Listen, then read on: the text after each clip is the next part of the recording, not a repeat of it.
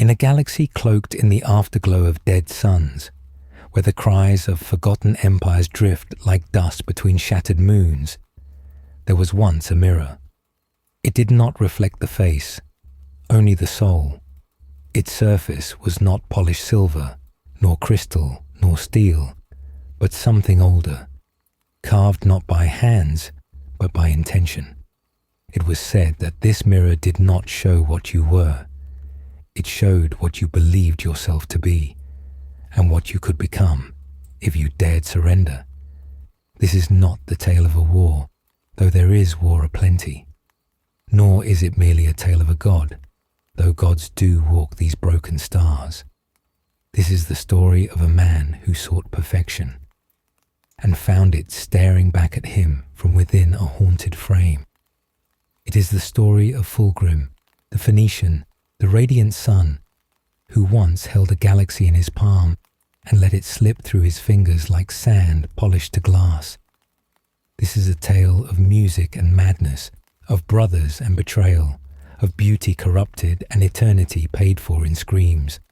And we tell it to you with care, because we love you truly and deeply across all the darkened reaches of this universe. In this moment, beneath all these fading stars, you are not alone. Your presence matters in this galaxy where so much has been forgotten. So before we begin the story, tell us, where in the world are you watching from, and what time is it there? Now grab your coffee and let's get started.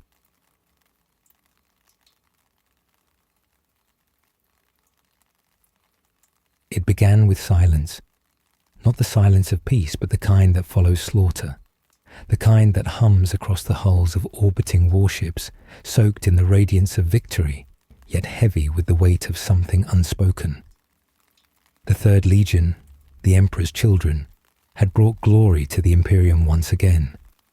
Bella Primaris had fallen, and with it, the last of the serpent kin, who had once called themselves gods.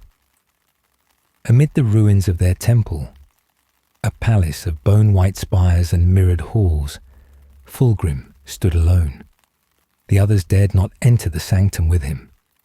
Even his most loyal captains, Solomon Demeter and Eidolon, waited outside the shattered gate, their boots caked in Xenos ash and silken gore. Inside, Fulgrim moved as if in a trance, past walls that shimmered with unknown light, beneath ceilings carved with screaming faces turned upward in reverence. He walked until he reached the final chamber, where the mirror waited, untouched, unbroken, calling. It stood 10 feet tall, set into a frame of living gold that pulsed faintly, like breath. It had no reflection. Not until Fulgrim approached. He tilted his head, his perfect brow furrowed, not in fear, but in curiosity, that most dangerous of his emotions. As he neared the surface, a shape bloomed into view. Not his current form, but a version of him robed in radiant light, crowned in flames, his eyes endless and ancient. Wings, not Astarte's jetpack wings, but ones of pure star stuff, curled behind him. And the mirror whispered, a voice like velvet, perfection is not found, it is revealed. Fulgrim blinked. He had not spoken aloud, yet he heard the words in his own voice, doubled, layered beneath 1,000 echoes. For a moment, he felt dizzy, like standing on the edge of a precipice and hearing it speak back. He reached out. The glass felt warm. Outside, Solomon shifted uneasily. He's been in there too long. Eidolon sneered. He communes with vision. You and I see rubble. He sees purpose. Demeter glanced at the burned sky. Even the Emperor doesn't look into glass for answers. Eidolon said nothing. The air was thick with ozone and incense, and though the battle was won, the victory felt wrong.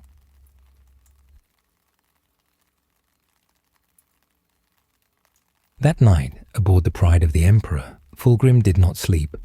He stood in his private sanctum, surrounded by sculptures, perfect forms frozen in marble and gold leaf. There were statues of heroes, of saints, of faceless ideals made flesh.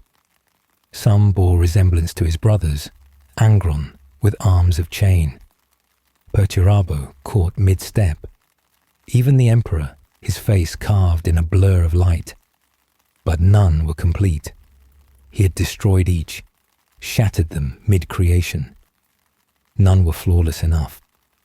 In the silence, the mirror whispered again, though it now sat shrouded in silk, locked in a vault none dared enter.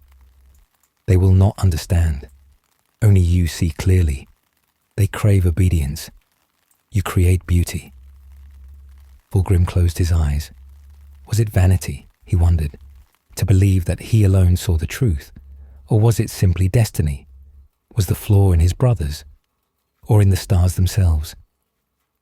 He remembered Chemos, a dying world, polluted and dry, where he had risen not by blood, but by brilliance, where every breath had been a struggle, every beauty hard won. He had learned early that perfection must be crafted, beaten from ugliness, starved into symmetry. That was why he sculpted. That was why he fought. That was why the mirror spoke to him.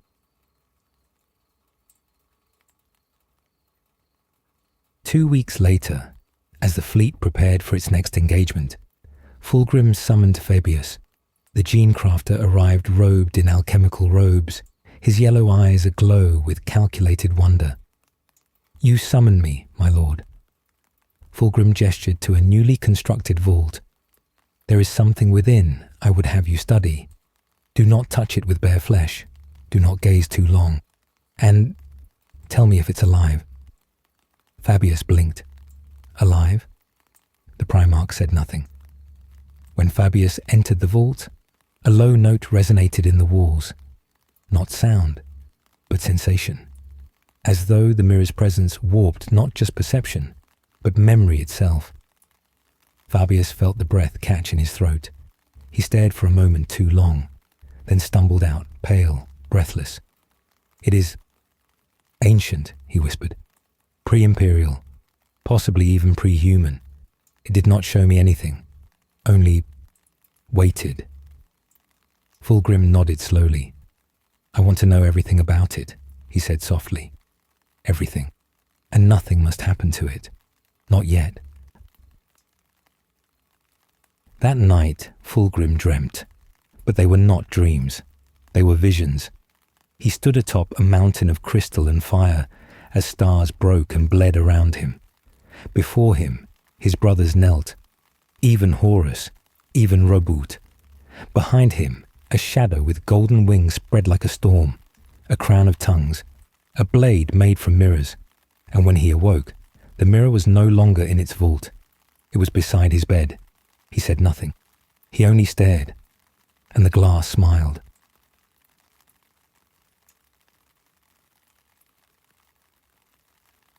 The next morning, Solomon Demeter approached him on the strategium deck. "My lord," he began cautiously, "the men grow restless. They say the mirror speaks. They say it watches them." Fulgrim turned, his voice calm. "And do you believe them, Solomon?" Demeter hesitated. "I believe it is not the mirror that frightens them, but what they see in your eyes when you look into it." A beat of silence passed. Fulgrim offered a smile. Then perhaps they should not look too closely. When Fulgrim returned to his sanctum, he stood before the mirror once more. And this time, it spoke not in words, but in memory. He saw himself, not as he was, but as he could be, eternal, perfect, worshipped by billions, not a servant to the Emperor, not a son, but a god. He did not recoil. He leaned closer. The reflection leaned too. But just before their faces met, the mirror whispered one final thing. "What is a flaw, Fulgrim, if none dare call it one?" And in the deep silence of his chamber, Fulgrim laughed, softly. It began with a sculpture, not the kind carved by hand, but one chiseled by obsession. Upon the highest deck of the Pride of the Emperor, where the stars bowed low through cathedral glass viewports, Fulgrim stood before a block of marble the size of a rhino transport. It was pristine, untouched, and utterly unworthy. The chisel in his hand was delicate, not a tool of war, but of reverence. Each strike, impossibly soft, resounded through the chamber like the toll of a morning bell. He did not sleep any more. His brothers fought, died, and bled across the galaxy in the name of the Great Crusade. He sculpted, and with each flake of stone that fell at his feet, Fulgrim carved not a statue, but a memory he could not name. The form was unclear at first, an arch of wings, a mouth parted in song, eyes closed, perhaps weeping, and all the while the mirror watched from behind him, wrapped in purple silk, silent, but never still.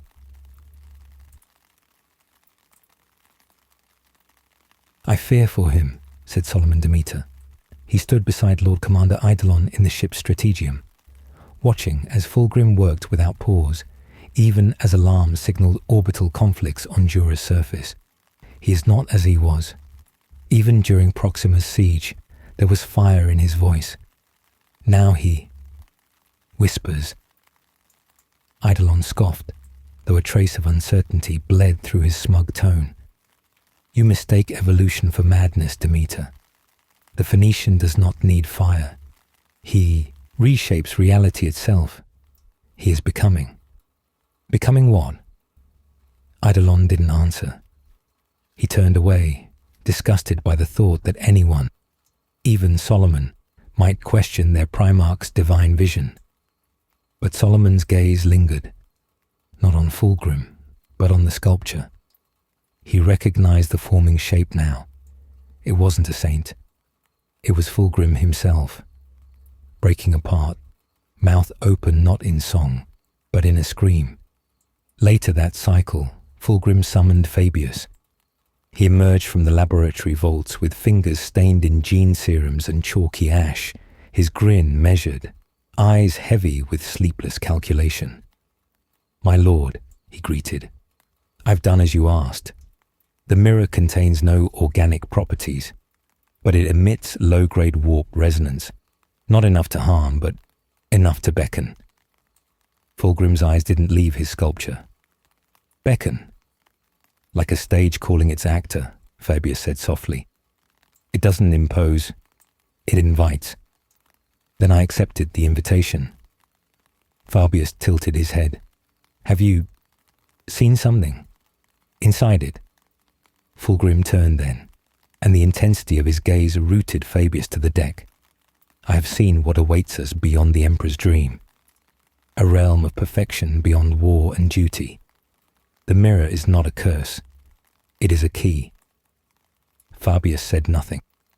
He knew better than to challenge his gene sire directly.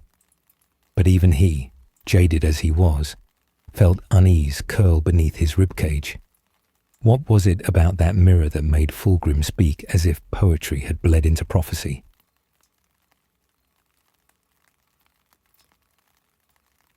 In the training halls, the Emperor's children drilled with ritual precision. Bolters sang in perfect timing. Chainswords revved like organs in concert.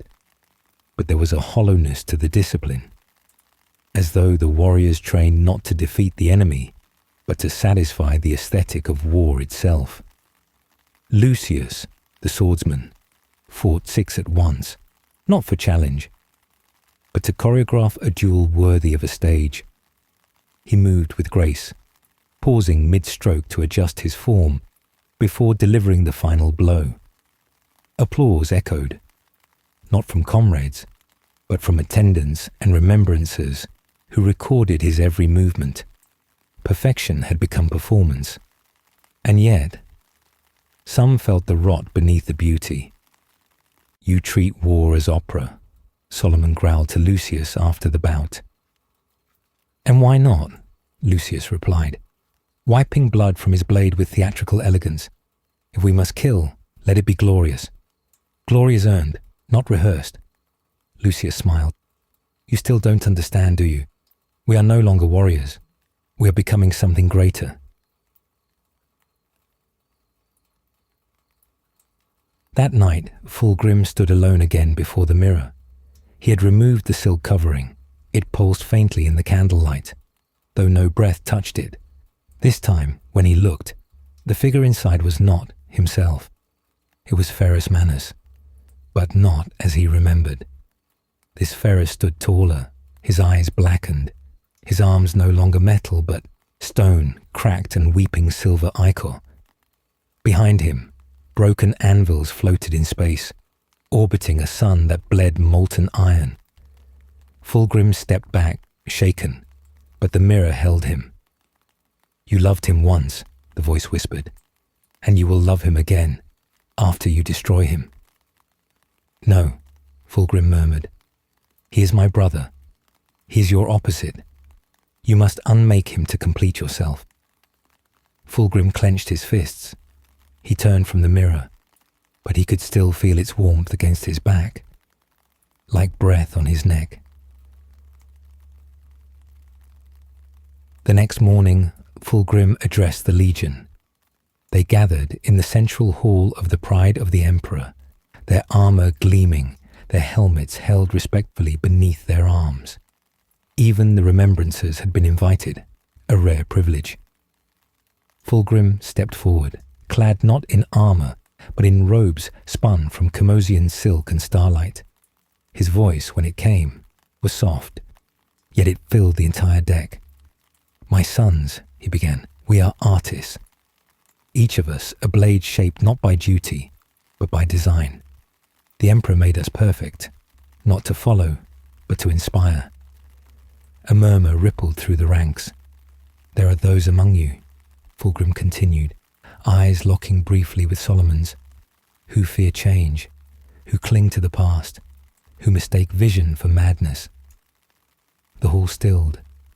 "But I have seen the mirror of our future, not prophecy, revelation.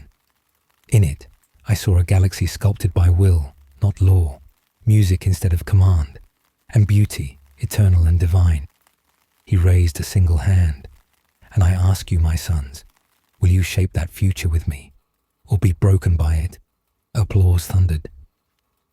Lucius shouted first, "For the Phoenician." Others followed. Even Eidolon bellowed in support, slamming his fist to his chest plate. But Solomon did not move. His gaze drifted upward, toward the viewing gallery above, where the mirror had been mounted behind Fulgrim's throne. And in that mirror, he saw Fulgrim's reflection. Only it was not Fulgrim. It was something else wearing his face. Later, in the ship's apothecarion, Solomon confronted Fabius. "What is that thing?" he demanded, voice low but shaking. "That mirror, that artifact, what has it done to him?" Fabius regarded him coolly, fingers steepled. "It has shown him the truth," he said, "and truth is often indistinguishable from madness. You're letting him fall." Fabius smiled, sharp and cold. "Fall, number he is rising, ascending." "To what?" Fabius leaned in. "To become what he was always meant to be." Solomon's knuckles turned white. "I won't let him slip away." Fabius laughed softly. "He already has." In the deepest vault of the Pride of the Emperor, the sculpture neared completion. It no longer resembled Fulgrim. Its face had been stretched, elongated. The mouth now opened impossibly wide, as if singing or devouring. The eyes had been carved out, leaving only hollows. Its wings, once swan-like, now resembled razors bent outward. Fulgrim sat before it, his hands covered in marble dust. He wept, not from pain, not from fear, but because it was beautiful, and because it was finally perfect. The mirror did not speak in words that night. It sang, soft at first, a tremor beneath the hull of the Pride of the Emperor, like the humming of a harp-string stretched across reality. No one else heard it, or if they did, they would not admit it. But Fulgrim, the Phoenician, the son of Chemos, the artist of death, heard every note. He stood motionless in the sanctum's candlelight, surrounded by broken sculptures and silk tapestries that stirred without wind. His eyes were closed, yet behind them danced visions. Visions of stars arranged in sacred geometry, of cathedrals formed from flesh and light, of blood that glowed with divine cadence, a music that filled the bones, not the ears. And in the center of it all, the mirror. Its surface shimmered like oil upon water, writhing with unseen figures. Sometimes it was a face, sometimes a flame, sometimes both. And always, always it promised one thing: perfection.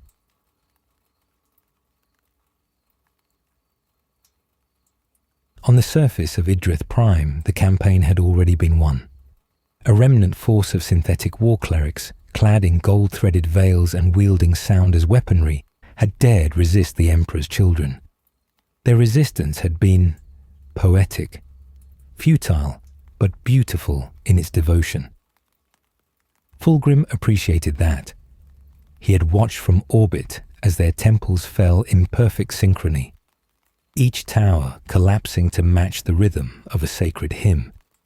But now he descended not to fight, but to collect. The artifact recovered from the central reliquary was not particularly grand. A blade, curved and slender, its handle wrapped in serpent skin petrified by time. No runes, no power cells, no craftsmanship beyond the ordinary. And yet, when Fulgrim's fingers closed around its hilt, the wind changed. The sands around the temple froze mid-sway. Birds overhead stopped their cawing. Time stuttered. The mirror's voice, or perhaps the blade's, whispered then, Leia's promise. The name came unbidden to his lips. He did not ask who or what Leia was. He simply smiled and slid the blade into his belt, beside the ceremonial saber he no longer cared to draw. That evening, aboard the flagship, Fulgrim held the blade in one hand and gazed into the mirror once more. The figure inside was not him, and yet it was. It bore his face, but it was longer now, finer, more angular.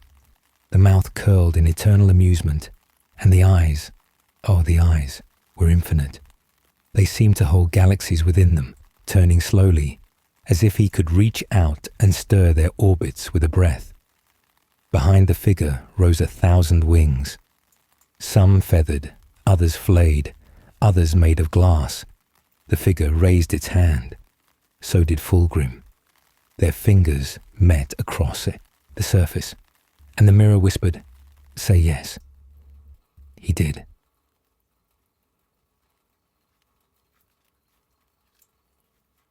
Lucius was the first to notice the change.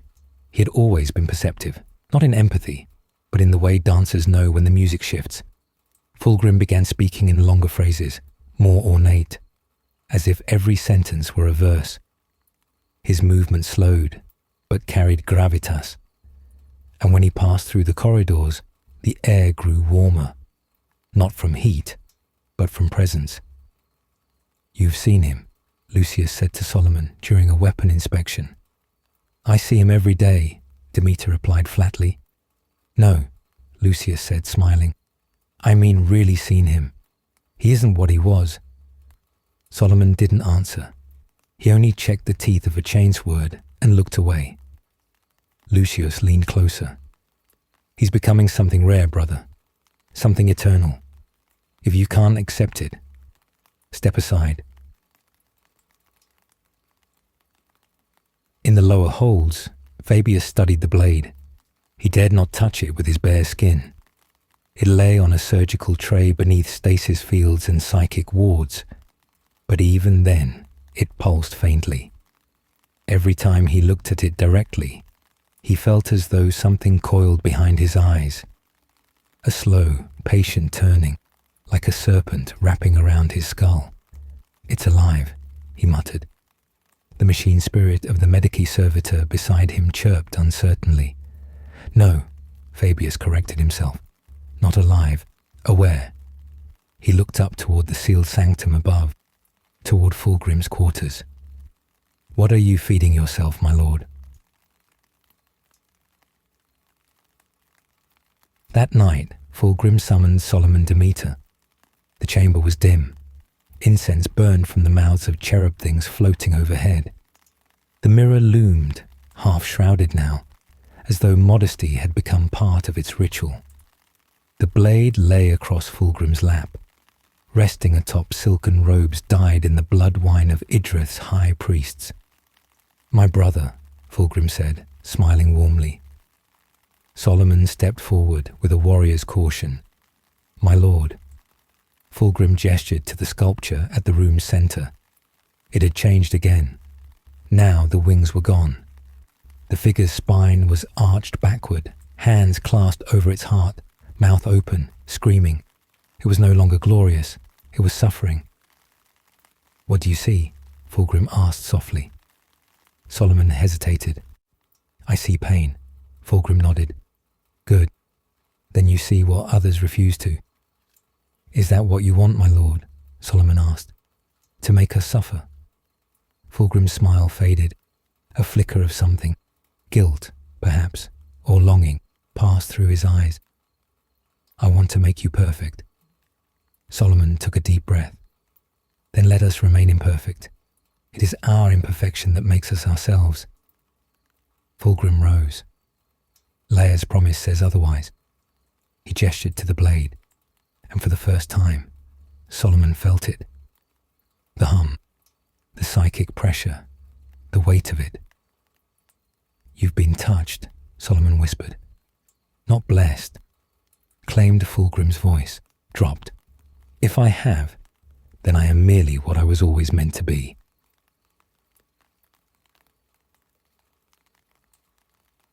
Later, in the silence of the vault, Fulgrim sat before the mirror, blade in hand.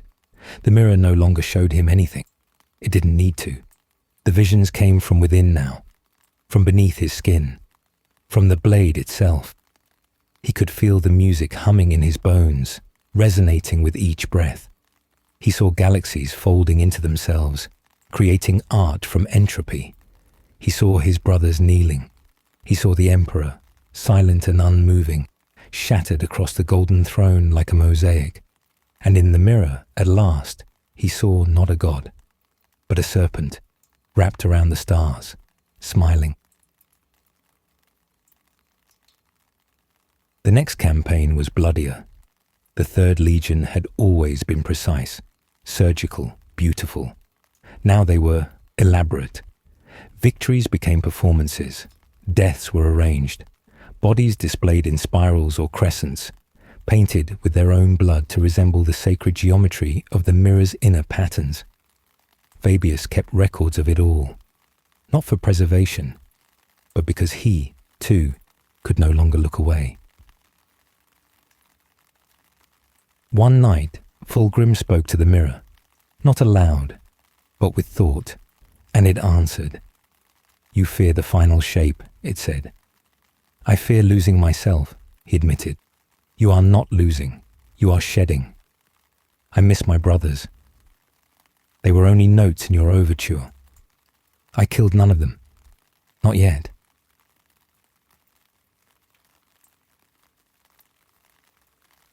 In a dream, or was it waking, Fulgrim found himself walking through a grand hall of mirrors. Each surface showed a different version of himself. One wept, dressed in rusted armor. One knelt before the Emperor, still pure. One screamed, wings torn. And one smiled. That was the one who wore no armor, who held the serpent blade in one hand and the severed head of a brother in the other. He turned to Fulgrim and said simply, "Say yes again." And Fulgrim did.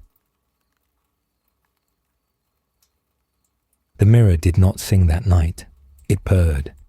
And across the fleet, the warriors of the Third Legion began to dream in violet. The grand hall of the pride of the Emperor was transformed. What was once a bastion of martial elegance, lined with banners from chemos and plinths bearing statues of the Emperor's greatest victories, had become something else. something sublime and terrible. Candles now burned with oils that hissed and shimmered in strange hues. The scent of incense, sweet and sharp like rotting fruit and myrrh, lingered thick in the air. And music that no instrument had ever played, echoed from the very walls themselves, as though the ship had become a violin strung with nerves. They called it a celebration, though no victory had been declared. They called it a feast, though no food was served.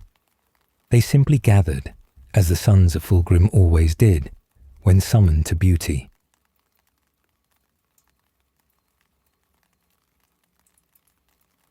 Fulgrim sat at the head of the long, curved table, flanked by his closest captains, Lucius, Fabius, Julius Caesaron, and others whose names had begun to fade even as their souls grew louder.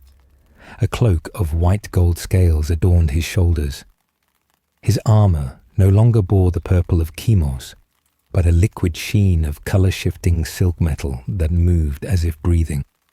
Upon his brow was no laurel, no crown, but a single shard of mirrored glass.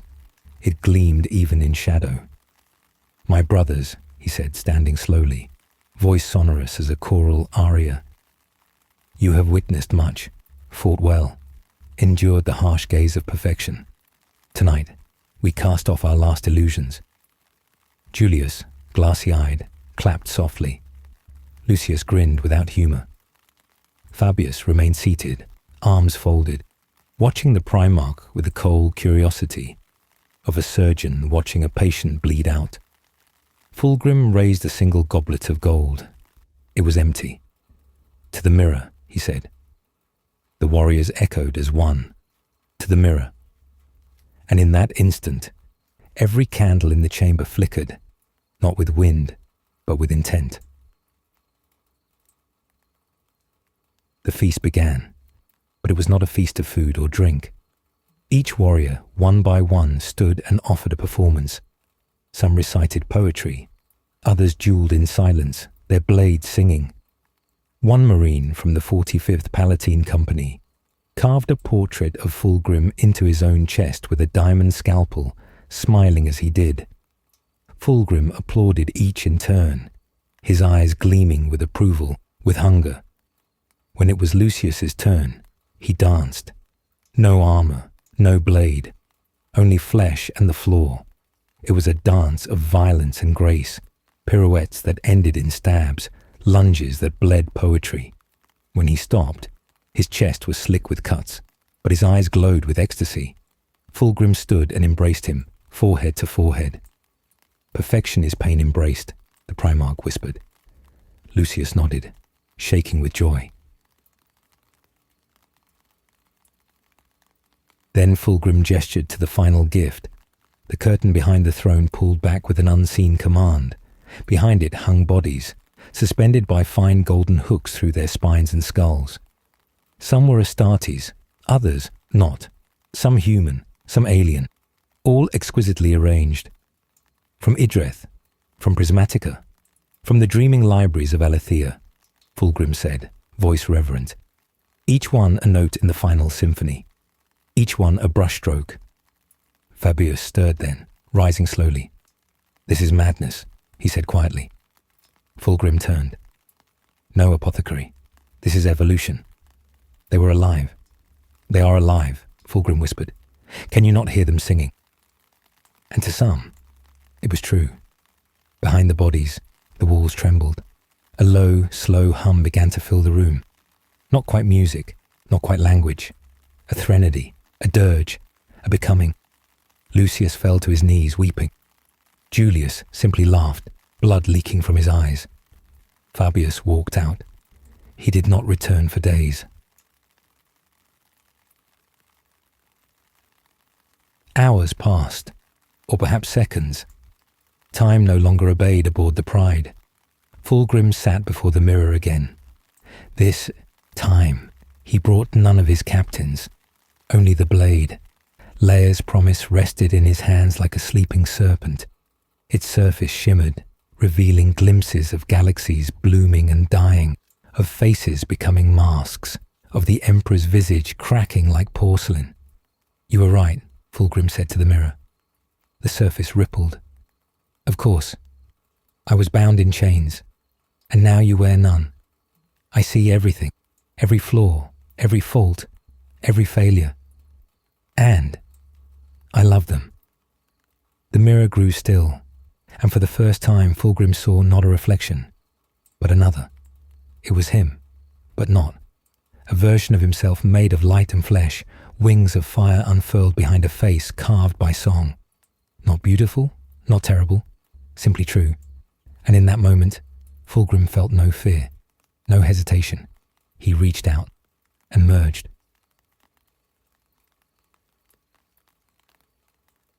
The next day, when the crew saw him, they did not recognize him at first.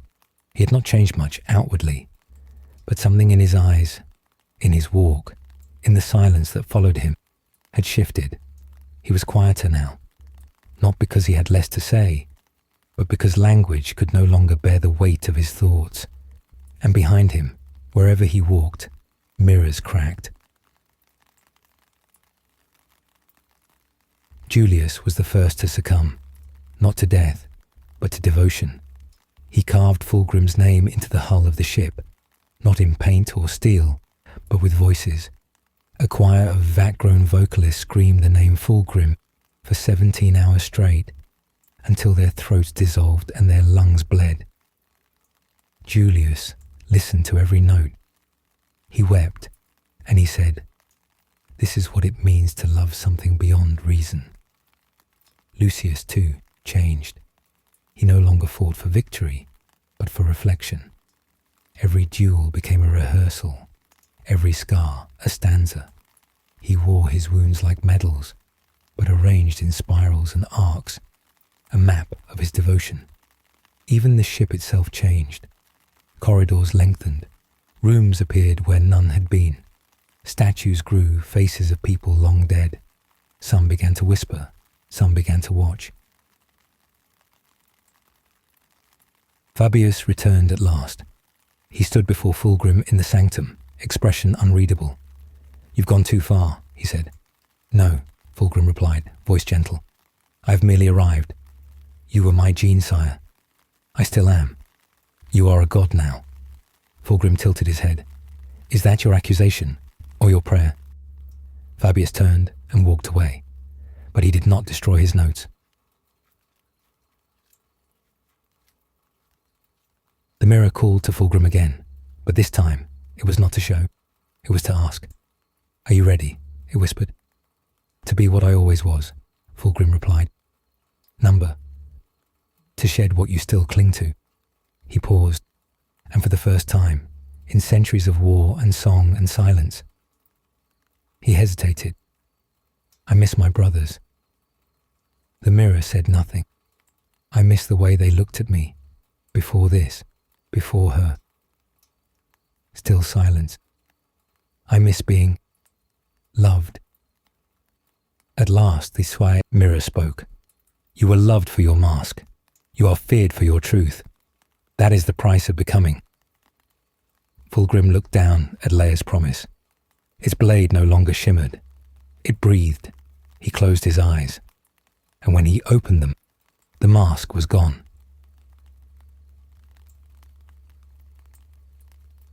The feast ended, but its echoes would continue forever, in screams, in sculptures, in songs made of nerve and steel.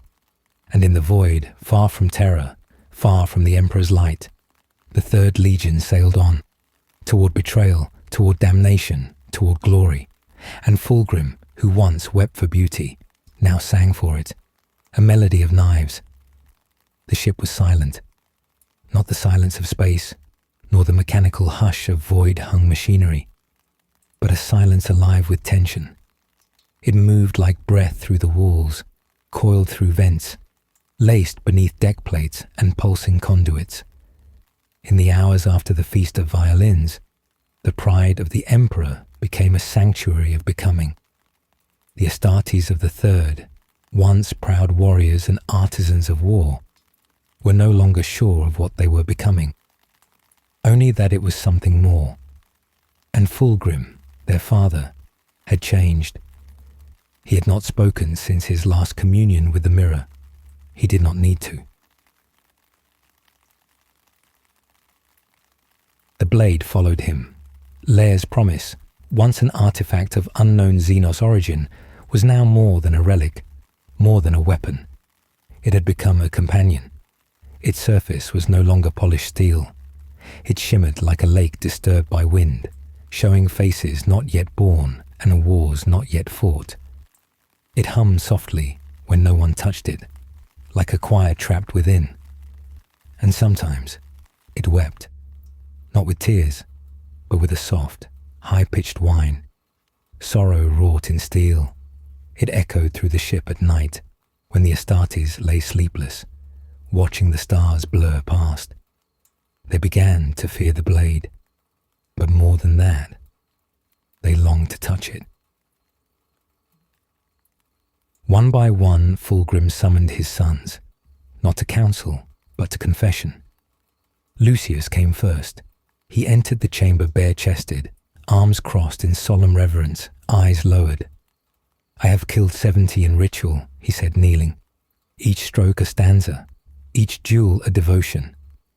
Fulgrim nodded, eyes closed. "You seek meaning through the mask of death." Lucius bowed his head. "Is that wrong?"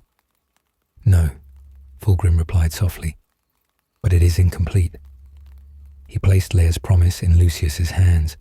The blade screamed, not in pain, but in joy. Lucius's muscles locked, his vision blurred, and in that instant he saw himself, hollowed and remade, skin translucent with veins of light, mouth filled with singing teeth. He dropped the blade and laughed.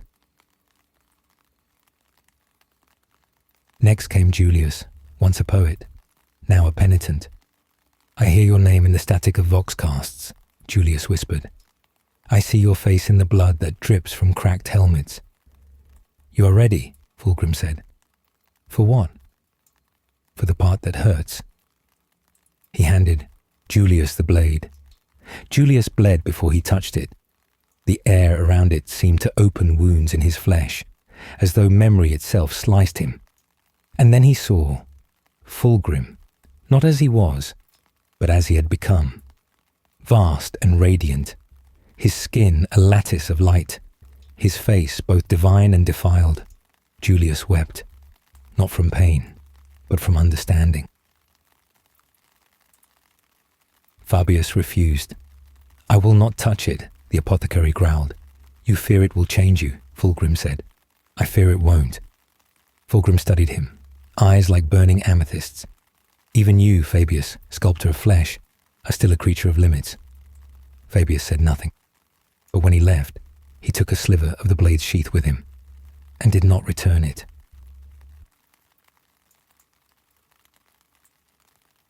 The transformation spread.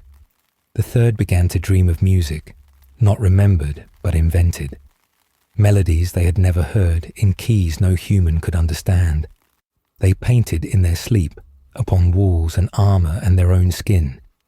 Symbols, glyphs, fractals that shifted when unobserved. And when they fought, they did so not as warriors, but as dancers. Every battlefield became a stage, every kill a verse. Enemies died not from precision or brute force, but from art. Wounds opened like brushstrokes, arteries spilled like ink. Other legions began to speak of the Emperor's children with unease. They were no longer legionnaires, they were devotees.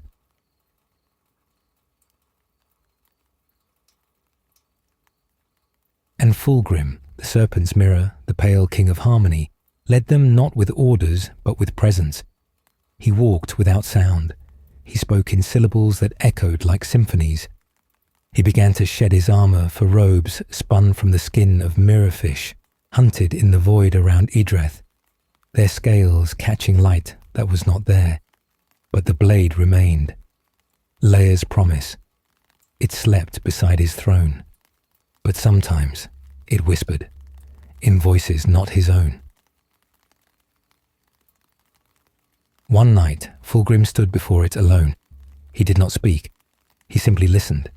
The blade showed him a vision, Not of battle, not of triumph, but of terror. A cold morning, a marble hall, and the Emperor seated upon his golden throne. Not the one of the future, but one of the past. Smaller, humble, a father's chair.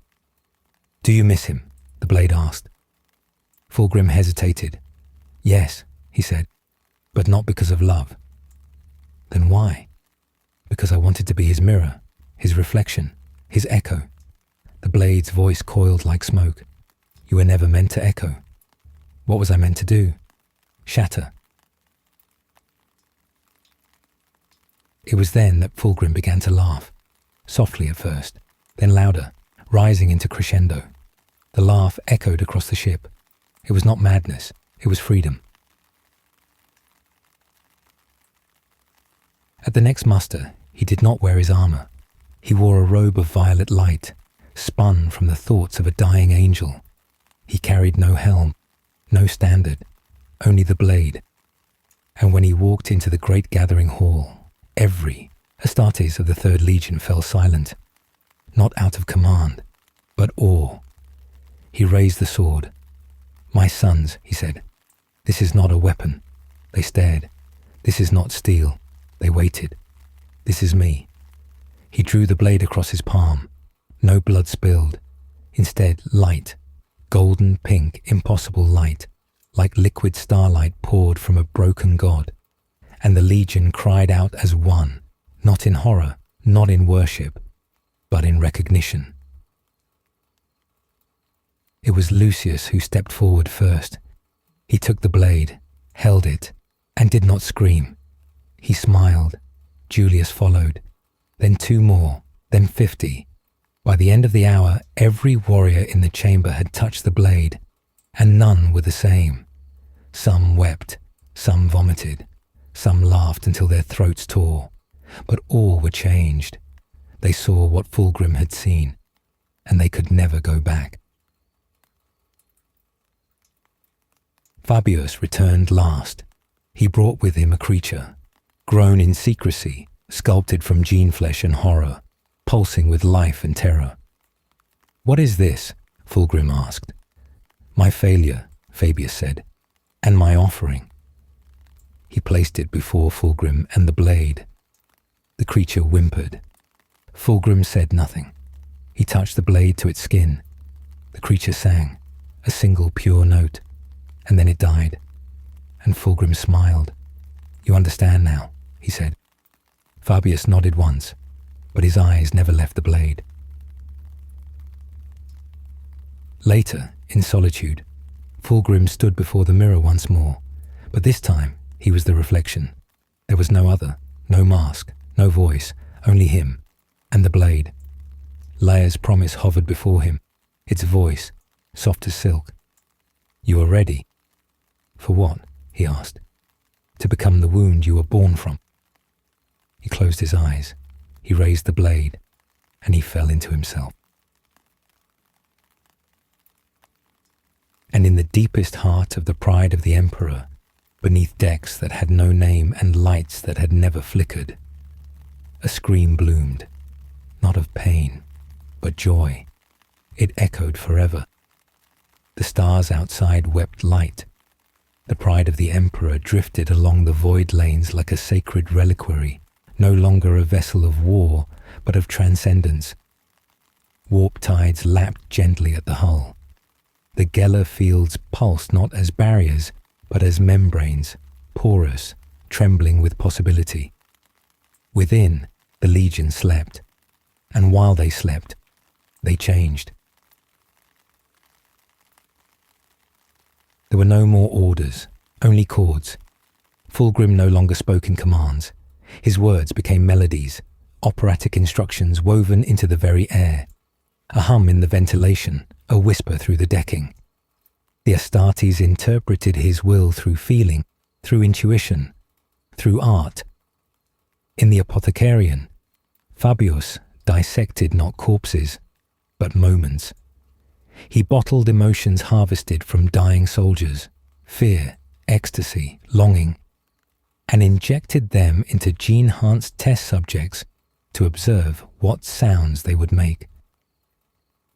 pain, he mused, holding up a vial of golden red liquid, is simply a note struck too sharp. He smiled. Let's soften it.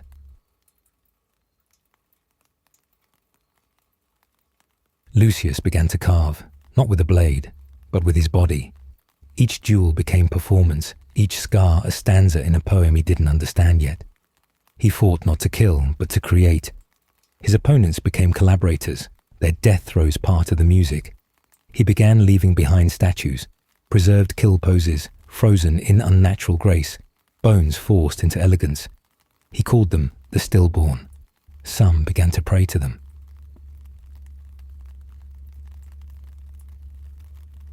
Julius no longer wrote poems, he bled them. On the walls, on the floors, on himself. He plucked the nerves of prisoners like strings and wrote sonatas in screams.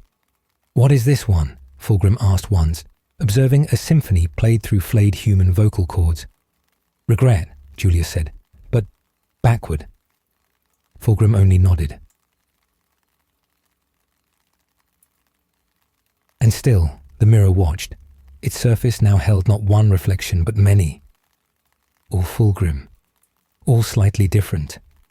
Each face smiled in a different way, some with love, some with hunger. One wept constantly. None of them blinked. They began to speak when Fulgrim was alone. "Why are you still flesh?" asked the weeping one. "Why do you cling to imperfection?" whispered the smiling one. "You are close," said the hollow one, "but not complete." Fulgrim listened. He began to shape himself accordingly.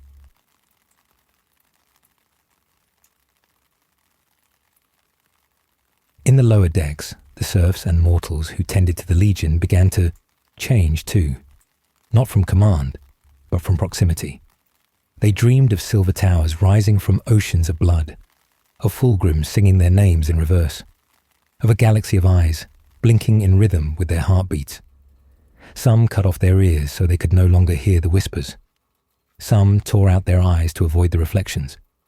Most simply sang until their throats gave out. Then came the remembrancer, Caraya Vale, once a famed portrait artist from Terra. Her hands had painted the visages of 3 Primarchs. Her work adorned galleries across the Segmentum Solar. She came seeking to paint Fulgrim once more. What she found was not a man, not a god, but something in between. "I do not wish to be captured," Fulgrim told her, "but I will allow you to try." She began to paint, day after day, but each time she looked away from the canvas, it changed. The face warped, the colours wept, the brush moved without her. At last, she completed it, in a trance. It was not Fulgrim. It was all the Fulgrims, every mirrored soul from the glass, their mouths open, as if screaming. She looked upon it and died instantly, her mind exhausted by perfection. Fulgrim kept the painting and smiled. Word of the changes spread. Other legions sent envoys. None returned. The Raven Guard dispatched a shadow adept. He slit his own throat after witnessing a duel between Lucius and a silent machine made of bone and bronze. The Ultramarines sent a diplomat. He was found weeks later in the waste recycling unit, smiling, covered in writing, his tongue replaced by a small silver mirror. The word bearers, strangely, approved. It was during this time that Fulgrim began to hear her. A voice, distant, feminine, infinite. It did not whisper, it sang. It spoke not in words, but in urges, in desires, in questions without answers. And it was beautiful. She did not ask him to worship. She asked him to become. And Fulgrim, ever the artist, obliged. Locked himself away. Days passed, then weeks. No one entered his chambers, no one dared, until one day the doors opened, and Fulgrim emerged, changed. His armour was gone. His flesh was pale, iridescent, smooth like the surface of a pearl. His hair flowed not like silk, but like living smoke, shifting colour with thought. His eyes were no longer eyes, they were gateways. His voice, when he spoke, carried notes that made hardened Astartes weep, not from pain, but from recognition. "I have seen the music beneath the world," he told them, "and it knows my name."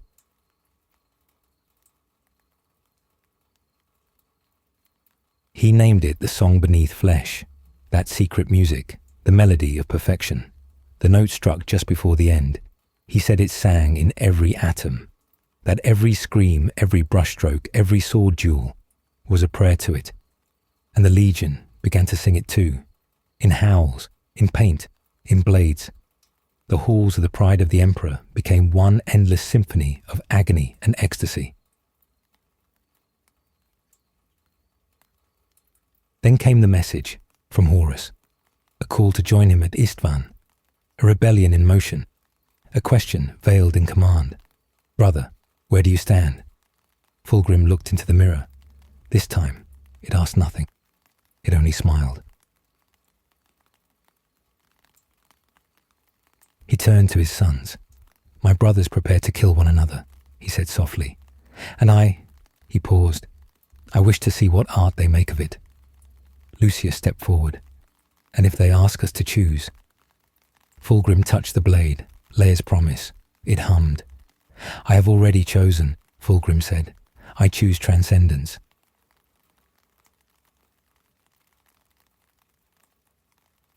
And so the Third Legion set course for betrayal, but not for ideology, not for politics, not for glory. They did it for beauty, for perfection, for the song beneath flesh. And in the depths of the warp, something stirred. A god not yet born began to listen. They arrived at Istvan like a troupe of dancers entering the grand stage, resplendent, resounding, and already rehearsed for death. The pride of the Emperor cast a shadow of purest ivory upon the void, her hull adorned with frescoes painted in the blood of martyrs and the screams of saints. Cannons sat silent, like instruments tuned for a dirge. The Emperor's children did not descend as warriors. They descended as performers.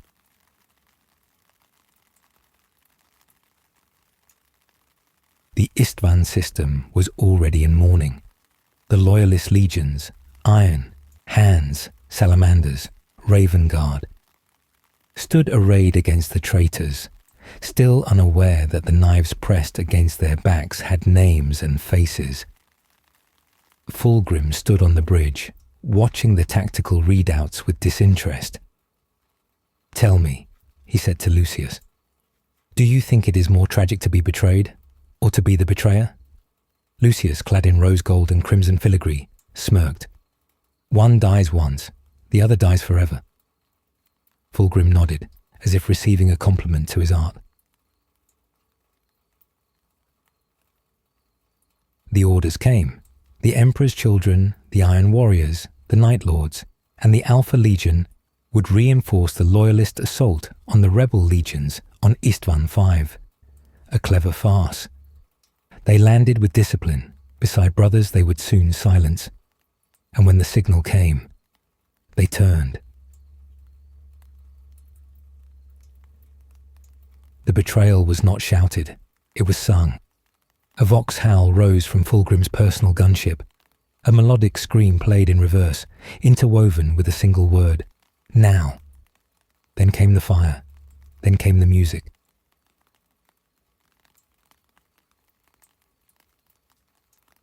The Raven Guard died first, black feathers turning to ash beneath the searing fire of plasma and melter.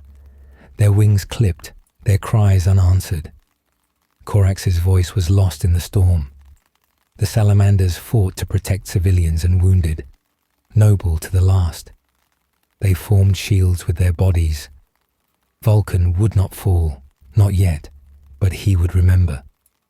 The Iron Hands stood like statues, calculating, cold, logical, until Ferrus Manus met Fulgrim again, and logic failed. It was not a duel, It was a confession. Two brothers, one still clinging to the rigidity of honor, the other unbound, radiant, terrifying. "Why, Fulgrim?" Ferris asked, his voice thunder and sorrow. Fulgrim wept. "I loved you too much to let you stay unchanged," he whispered. Then Leia's promise sang, and Ferris Manus, the Gorgon, the breaker of worlds, fell to the blade of a brother who once wept at his forge. Fulgrim did not look away, not this time. He watched the life leave Ferris's eyes, and in that moment, he felt nothing.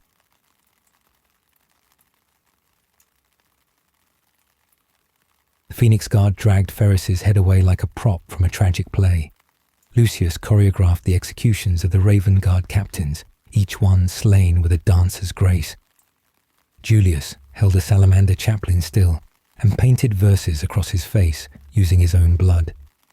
Fabius took tissue samples. But Fulgrim wandered the battlefield, barefoot, pale, silent, untouched by the blood, not out of mercy, but because the war avoided him, like a lover unwilling to spoil his skin. When it ended, the dead were not buried. They were displayed, arranged, posed. A great gallery was erected on the ruined plains of Istvan, rows upon rows of statues carved from death, burned corpses turned into bronze, skeletons painted in oils, skulls placed in harmonic patterns that resonated when the wind blew. They called it the Corral of Betrayal, and the Third Legion stood at its center, not as soldiers, but as artists. And yet, something inside Fulgrim began to tremble. He looked at Ferris's severed head, preserved in crystal, mouth still frozen in his final words. It should have been the culmination, the masterpiece, the moment where perfection was complete. But instead, Fulgrim felt the crack again, the old doubt, a note out of tune. It grew louder, until one night, Fulgrim returned to the mirror and saw only himself. It showed no faces, no whispers, just Fulgrim, alone, and he hated it. He struck the mirror with Leia's promise. It did not shatter. Instead, it melted into liquid glass, crawling up the blade, into his hand, into his skin. And then he heard her again, the voice, not in the air, not in the ship, but in his bones. "You are close," she said, "but there is more." And Fulgrim knew that Ferris's death was not enough, knew that betrayal was merely the first act, knew that true ascendancy would demand a deeper sacrifice, not of flesh, but of soul. The Legion celebrated, feasts of excess, banquets where food was sculpted into the faces of slain brothers, music composed of scream loops and harmonic cries. Astartes dueled not for survival, but to inspire new emotion. Some removed their faces, others replaced their fingers with paintbrushes. Julius wrote a sonnet in his own blood and fed it to a serf, then demanded the man describe its taste. The serf screamed for 3 days before dying. Lucius began work on a living sculpture made of prisoners stitched into a harp. He called it hope. But Fulgrim withdrew. He no longer slept, no longer spoke.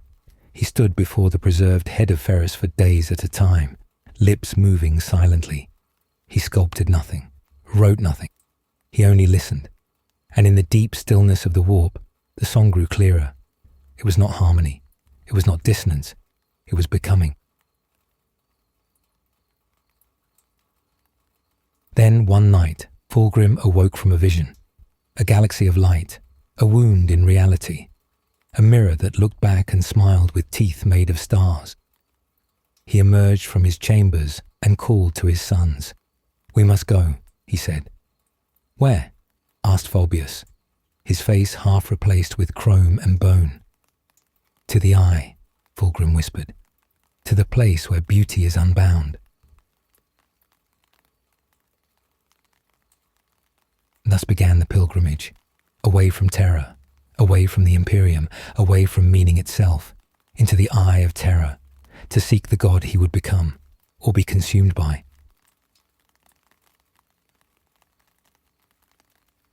The curtain fell on Istvan. The next act awaited, and the stage was the galaxy itself. The warp opened like a wound, a rent in the skin of reality, weeping colours the mind could not name. The pride of the Emperor drifted toward it, not as a warship, but as an offering. Her hull had changed. Where once ivory and gold had sung of honour, now skin stretched, overplating, and eyes blinked from engines. The eye of terror did not welcome them. It recognized them, and the legion crossed the threshold like pilgrims to a profane shrine. Within the eye, time forgot its own name. Stars pulsed to unseen rhythms. Planets howled in their orbits. Oceans boiled into flowers, and flowers bled honey that sang. It was not madness, it was art. And Fulgrim smiled. He took them to a world without name, one that existed only as a dream in the mind of Slaanesh. There the laws of flesh bent to desire. It was not a planet, it was a canvas. They called it the Garden of Flesh and Marble. Its mountains were sculpted from petrified bone, its rivers flowed with perfume and liquefied memory, and its skies wept roses edged with teeth. It was paradise for monsters. Fulgrim ordered his sons to scatter. Create, he told them, not war, not death, but beauty. Let your hands speak your truth. Lucius went into the caves and returned wearing the skin of a demon that whispered every move before he made it. He danced alone, with blades and sorrow. Julius gathered a choir of broken Astartes and taught them to scream in unison until glass cracked from emotion. Fabius did not create. He bred. He mixed Astartes with demon ichor, mortal prisoners with Xenos tissue, and from his labs came creatures that begged for identity. He named them after extinct birds. Fulgrim remained atop a black spire at the heart of the garden. He did not eat, did not sleep. He simply stared into the winds of the warp, naked beneath the stars, his skin etched with runes that shifted when no one looked directly at them. He spoke with something no one else could see. They said his voice echoed in reverse. He sculpted only once. From obsidian and sorrow, he carved a statue of Ferrus Manus, not in death, but in life. Arms folded, eyes judging, lips silent. He placed it beside a mirror made from the molten core of the planet.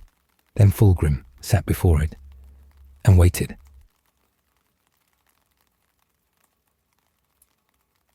On the 77th day, the mirror moved. It rippled like water touched by breath, and from it stepped a version of Fulgrim. Taller, leaner, wreathed in serpents, crowned in shadow and silk. He was not armoured. He was adorned. His voice rang like a choir mid-sigh. I am you. No, Fulgrim whispered. I am me. But I am who you will become. Fulgrim approached him, his own reflection, and reached out. You are the perfection I seek. I am the price. The reflection offered a blade. Leia's promise, reborn. It pulsed with impossible rhythm. Perfection demands surrender, the reflection said. Not of body, not of loyalty, but of self. Fulgrim hesitated. For a moment, he remembered terror, his brothers, Ferrus, the Emperor. Then he remembered the silence that followed Ferrus's death. And Fulgrim stepped forward. Our master. Ami took the blade, and with a trembling hand, he cut away his own name. The scream shook the garden. Reality shuddered, and when Fulgrim opened his eyes again, the reflection was gone, but he had become it. His hair flowed like liquid gold, his skin flawless and inhuman. Wings of pearl and void stretched from his back. A halo of singing eyes crowned his head. The Primarch was no longer a man, nor even an Astartes. He was Fulgrim ascended, demon prince of Slanesh, god-touched, beautiful, damned. His sons came before him and wept with awe. Lucius carved his own chest open in reverence. Julius composed a symphony in the time it took Fulgrim to smile. Fabius tried to catalogue every change in his gene seed and nearly went blind. Fulgrim laughed. It was the sound of silk tearing over bone. He looked down upon them, eyes glowing with starfire and hunger. "Now," he said, "we begin."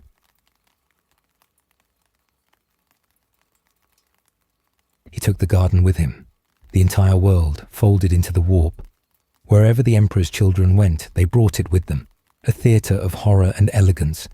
Their ships sang as they moved. Their bullets were etched with poetry. Their blades were prayers to sensation. Fulgrim began his great pilgrimage of corruption. Not just conquest, not even vengeance, but expression. He hunted loyalists not to slay them, but to show them what they could have become.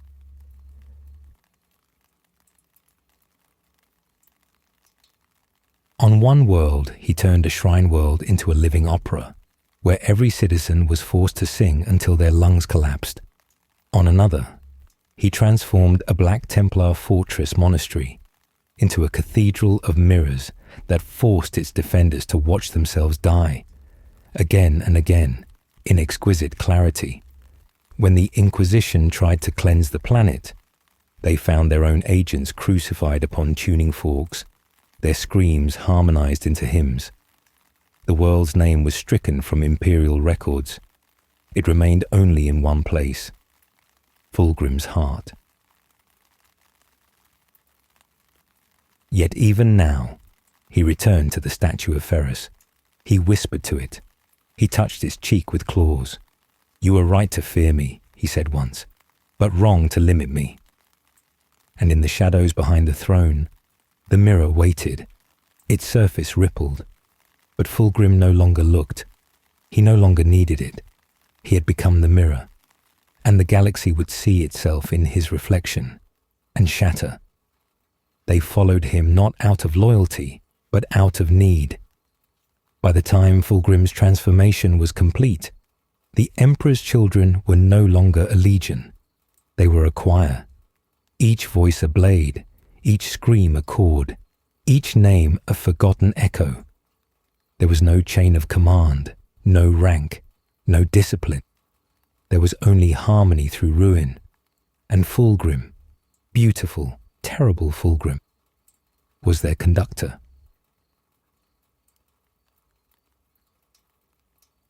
They no longer kept records, no battle reports, no logistics, only performances.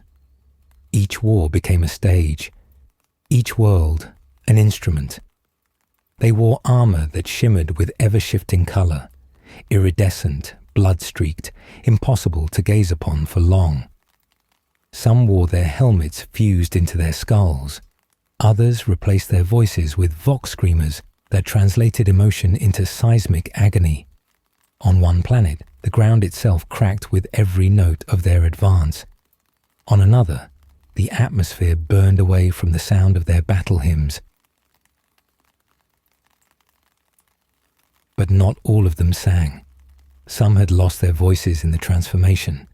Some had lost more. Lucius did not laugh anymore. His face was a mosaic of scars layered over scars. No two the same. He killed by instinct now, his blade moving before his will. His victims died beautifully, always aware, always watching, always seen. But Lucius could not die, not truly. Each time he fell, his killer became him. Their voice changed, their thoughts twisted, their body shifted. Lucius lived again in another skin, again and again and again. He began to forget which face was his. Fabius, meanwhile, grew tired, not of the legion, but of its stagnation. He saw in Fulgrim's perfection not a goal, but a trap. The prime mark no longer questioned. He radiated, and Fabius, for all his genius, remained in orbit of that light. He wanted to build a new legion, not of corrupted sons, but of engineered gods. He began to grow clones in silence, hybrids, failures, miracles. Some sang in their sleep, others tore off their own limbs to taste the nerves. All were beautiful, none were enough. Julius Chiron, last of the golden-voiced captains, wandered the warp alone for 7 years. When he returned, his voice was gone. His throat had been sewn shut by slanchy harpies, and in place of speech, he played a violin strung with his own tendons. They said he could make a demon weep, and did, often. Then there were those who broke entirely, Marines who could not keep pace with the hunger, who heard the symphony in reverse, who screamed in perfect harmony with the walls. They were kept in cages made of sound, and when a new world was to be purified, they were released.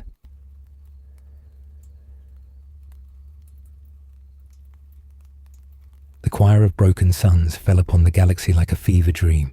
They did not take planets, they rewrote them. Each incursion became a legend, then a myth, then a forbidden truth passed between inquisitorial vaults. At Aurelia Septimus, a Mechanicus forge world was reduced to a single tuning fork that vibrated at such intensity the surface of the planet turned to glass, but only on the side that faced the void. At Tharn's hold, Fulgrim gifted the planetary governor a mirror that reflected not his face, but his failures. The man watched himself wither and age every time he looked. Within a week, he flayed himself in public, begging for forgiveness that never came. And on Proxima Evernight, they found a new use for angels. These, Imperial saint, who had once defended the shrine world, was crucified upside down on a floating platform of gold. Her wings burned with incense fire. Her eyes had been replaced with jeweled tears. Every time she screamed, the city below sang back, in perfect, unholy key. But not all bowed. Astartes from other legions hunted them in secret. The Raven Guard tracked the echoes, their shadows laced with vengeance. The White Scars attempted to race the storm and failed, their speed no match for sound made flesh. And their iron hands sent forth war engines with the last fragments of Ferris's logic, only for their machine minds to be overwhelmed by paradoxical stimuli. They wept oil, they sang steel dirges, and they failed. Yet not all songs end in triumph. Fulgrim began to feel something wrong. He stood before the garden's mirror one night, wrapped in robes made of skin and whispering light, and he felt it. A dissonance, not within himself, but outside. Something old, something familiar. A melody, not his. It was a name, a brother's name, Robut. The Ultramarines had rebuilt. They had survived Kalth. They had buried Guilliman in stasis. But now, he stirred, and Fulgrim felt it. A wrong note in his opera, a sour chord. Perfection, once complete, must remain untouched. Yet Guilliman, the stiff, the cold, the obedient, was waking, rising, and remembering.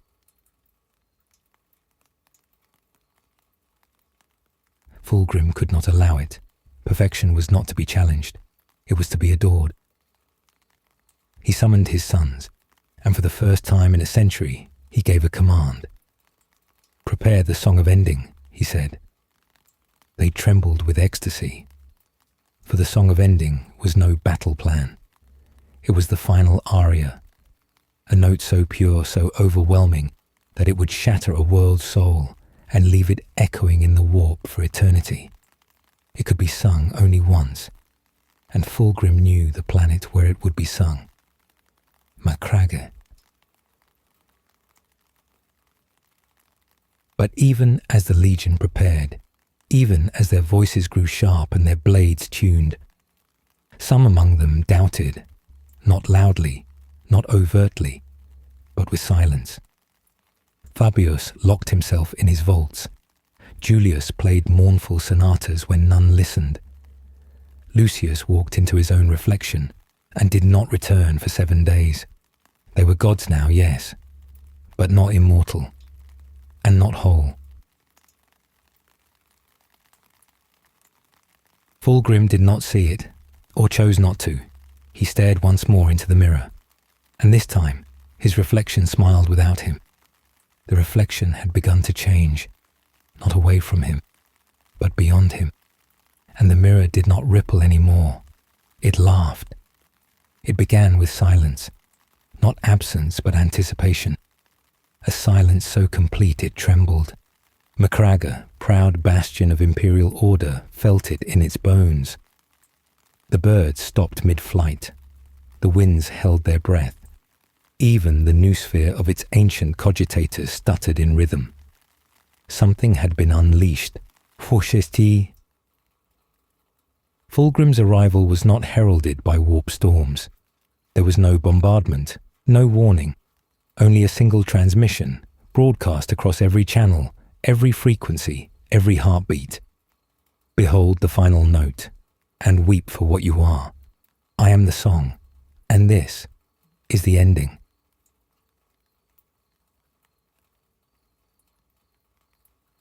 The sky above Macragge turned to glass. Ships of the Emperor's children emerged not in formation, but in choreography. They spun through void and fire like dancers in a gravityless ballroom. Every thruster burst was timed. Every maneuver a syllable in an unknowable dialect of grace and death. Fulgrim led them. His vessel, the radiant wound, was shaped like a wound through light itself. Impossible angles cloaked in mirrored starlight, reflecting a galaxy not quite this one. Within its halls, 100,000 voices practiced in perfect pitch. This was not an invasion. This was a performance. Macragge prepared. The Ultramarines, ever dutiful, ever vigilant, activated their ancient defences. Their orbital cannons locked targets. Their fleet rose from dock like a wall of iron and doctrine. And at their heart stood Guilliman, awakened, scarred by stasis, yet unbowed. No longer the bureaucrat, no longer the tactician. Now, something more. The Emperor's will, given breath. A symbol, clad in ceramite and mourning. He remembered Fulgrim. He remembered the golden days, the jewels in the sky domes of Ajax, the laughter beneath stars, the promises made in victory. He also remembered Istvan, and the scream across the warp when Fulgrim killed Ferrus. That scream had never stopped. It simply became quieter.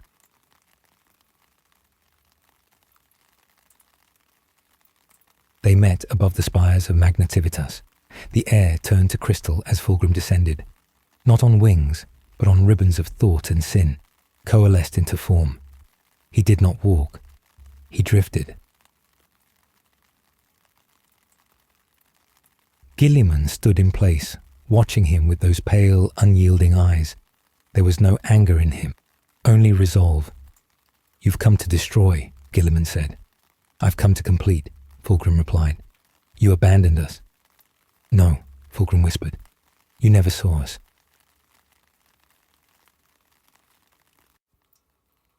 Below them, the song of ending began.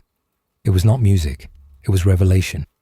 A frequency woven from agony and rapture, echoing from every speaker, every engine, every mutated voice of the Legion. The air itself twisted. Civilians dropped to their knees, weeping blood. Statues cracked. Monuments of the Emperor aged centuries in seconds. Time shuddered. But the Ultramarines did not fall. They closed ranks. They listened, and found within the dissonance a thread, a lie.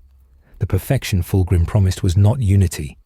It was obliteration of self. Every chord consumed individuality. Every note was a demand. Abandon who you are and become beautiful. Guilliman refused, and in that refusal, he sang back.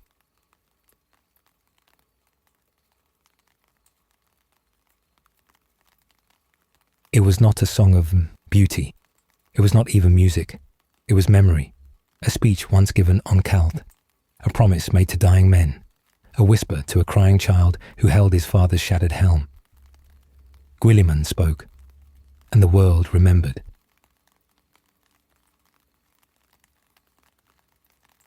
MacGregor sang back. Its people, broken and scattered, stood. They held hands, they screamed, not in terror, but in defiance, and the mirror in the sky began to crack. Fulgrim reeled. He had not foreseen this resonance. Pain echoed within his perfect form, not physical, not mental, but something older, a discordance deep in his soul. He remembered too, a boy, once noble, a brother, once loved, a man, once human. He screamed, and the scream shattered the city's tallest spire. Lucius dove into the battle below, cutting through sergeants like parchment. Fabius released his newest choir, each clone singing 3 pitches at once, one of joy, one of loss, one of madness. Julius played until his fingers bled and the ground opened, but it was not enough. Guilliman kept speaking, and the people kept answering.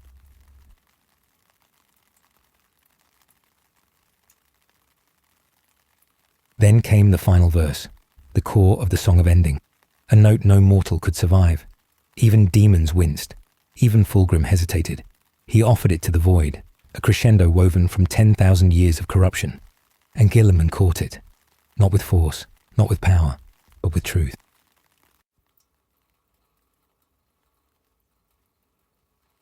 Omi walked into the note. Let it split his armor, let it burn his blood, let it know him. And it failed. The note died. Fulgrim gasped. For the first time since his ascension, he felt fear. The mirror that birthed his perfection, that whispered in his dreams, that showed him what he could be. Shattered. A single crack. Then another. Then 1,000. It fell inwards, into itself, and from the shards.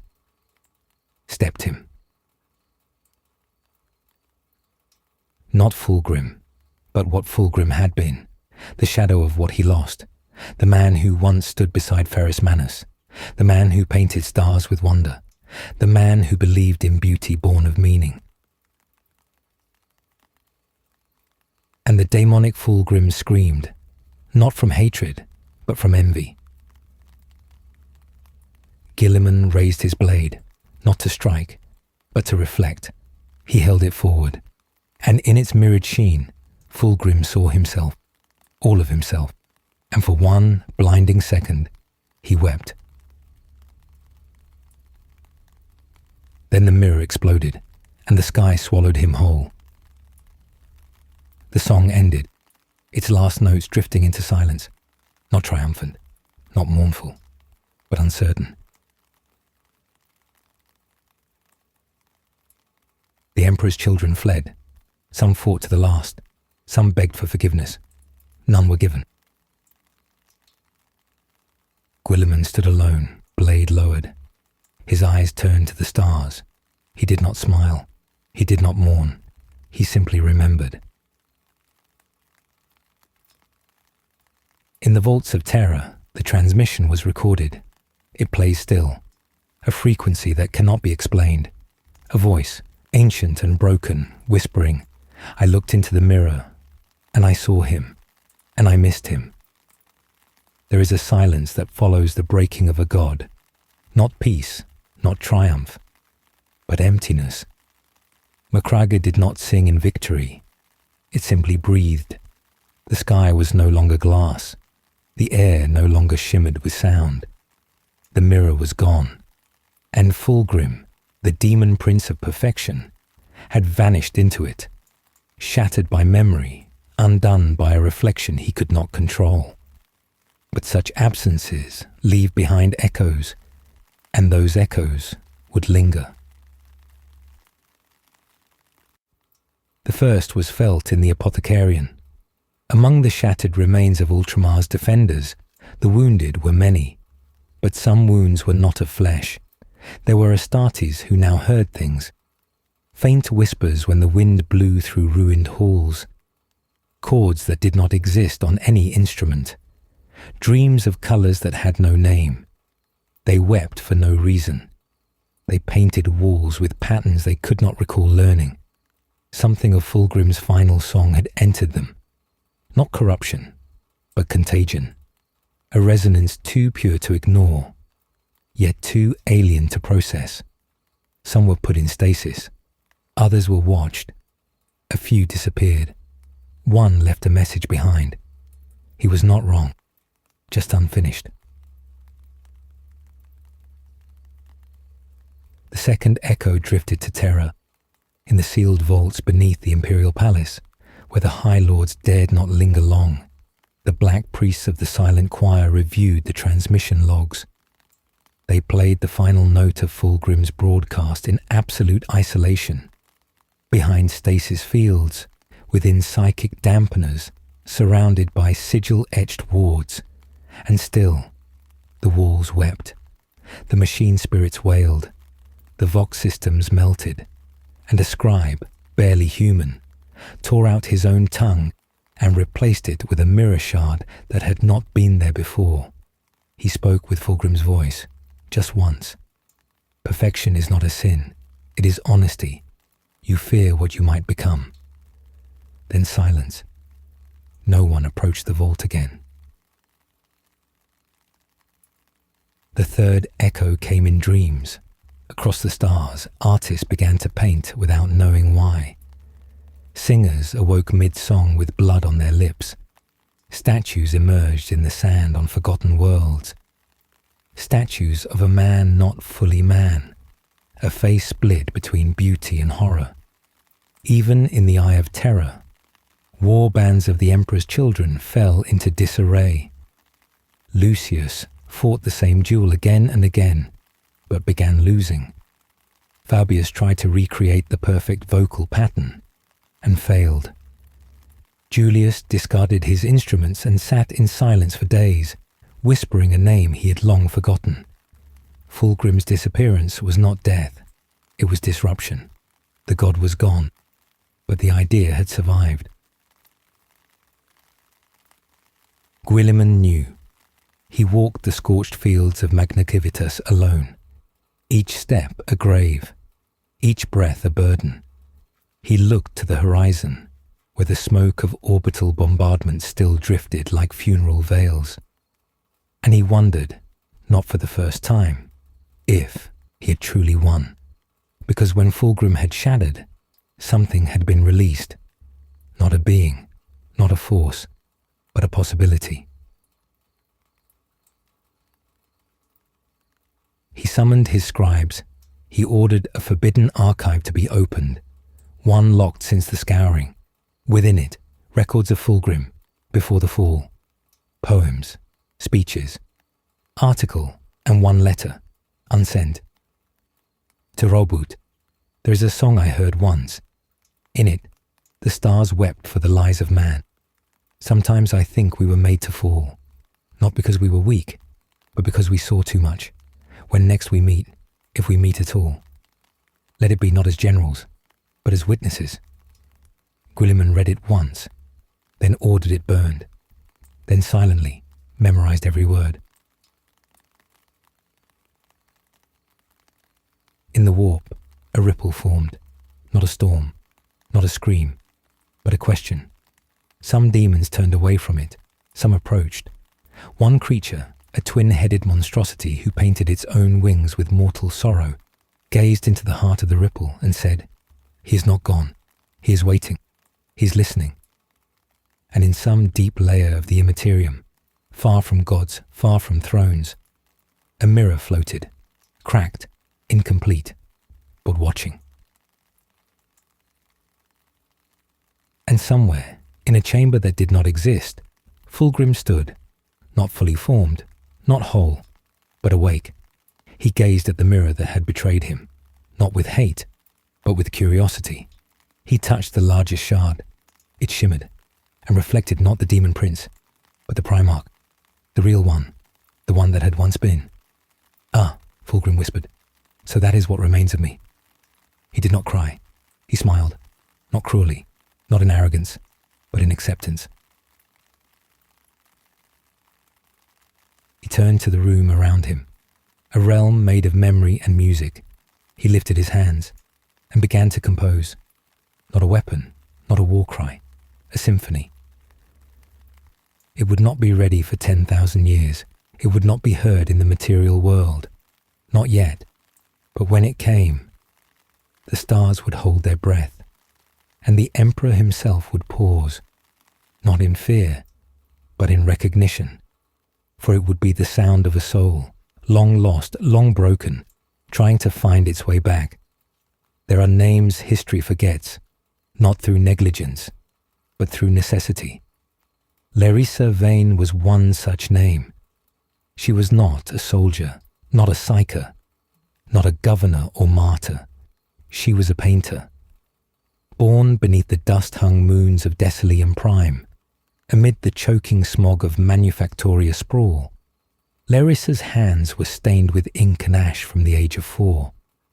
She saw visions where others saw rust, and when Fulgrim fell, when the last chord of his final aria echoed across the stars, she awoke screaming, not from fear, but from understanding. She began painting with a fevered intensity, not with brushes, with her fingernails. Oils, blood, ash, warp-touch pigments, all mixed and layered on walls, on ceilings, on flesh. The paintings came as if from memory, though they were not hers. Portraits of a man with violet eyes and a smile too still to be kind. Spires made of skin and glass, where the wind hummed lullabies in harmony. Angels with broken wings, reaching toward a mirrored sky. Larissa did not eat. She did not speak. Only painted for 12 days. Then she collapsed. She was taken by the Ordo Hereticus, declared possessed, declared unsanctioned, declared inexplicable. But before she was silenced, one inquisitor, a weary man named Roden Kell, already half broken by decades of service, dared to speak with her. He did not interrogate. He listened. She whispered of the mirror, of him, of a song yet to be sung. She wept when she spoke of his eyes. He wasn't trying to corrupt, she said. He was trying to remember. Roden Kell did not order her death. He ordered her recorded, then disappeared from Imperial records entirely. Larissa Vane was lost, but her work was not. Smuggled by tech adepts and art thieves, her final pieces became relics of dread beauty. One painting, the mirror, dreaming itself, found its way to the archives of a rogue navigator house. The canvas shimmered faintly when seen under warp flame. Another, the Violet General, was hidden within a Reclusiarch's tomb on a space hulk. The chaplain who found it gouged out his own eyes to forget. But the most terrible, the most sacred, was never found. The last canvas.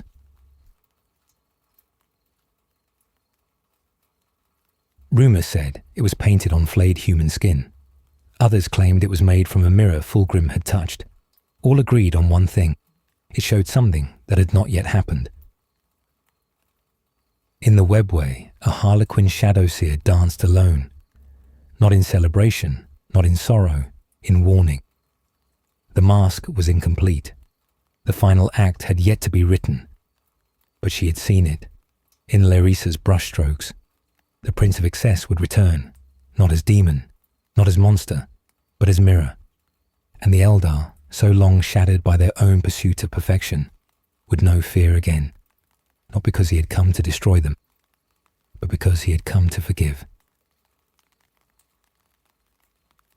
In the fortress monasteries of the Adeptus Custodes, A new scroll was quietly locked beneath vaults of sigillite and adamantium. Not approved by the ecclesiarchy, not sanctioned by any throne agent, but preserved. It bore only a title, the Choir of Shards, and it detailed a hypothesis that Fulgrim, in breaking the mirror of his own divinity, had left behind resonant fragments, not just psychic, not just demonic, but artistic, ideas made real, emotions made contagious, inspiration made weapon. On a mining world near the Maelstrom, a boy carved spirals into the rock with his nails until they bled. He had never been taught to draw, but the symbols formed patterns known only to those who had heard the last song of Fulgrim. When asked why, the boy said, "He wants to be seen."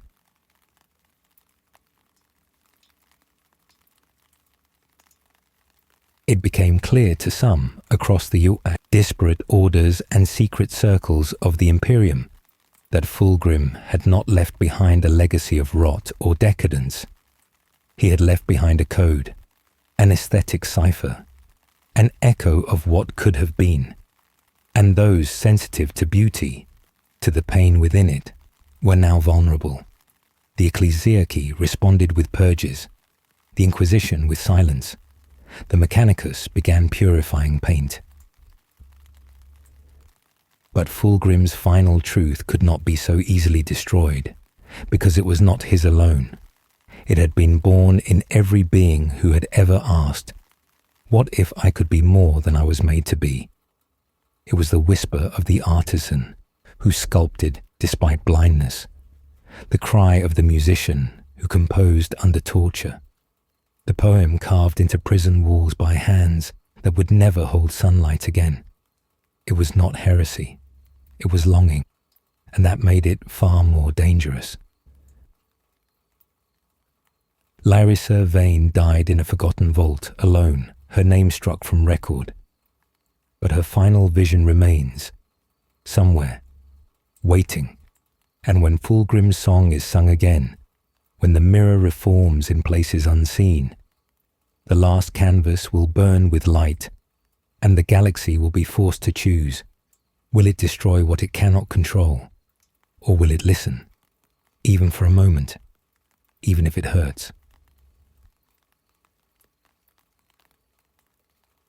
And in the quiet corners of the Eye of Terror, in galleries built from bone and sorrow, some among the Emperor's children have stopped screaming.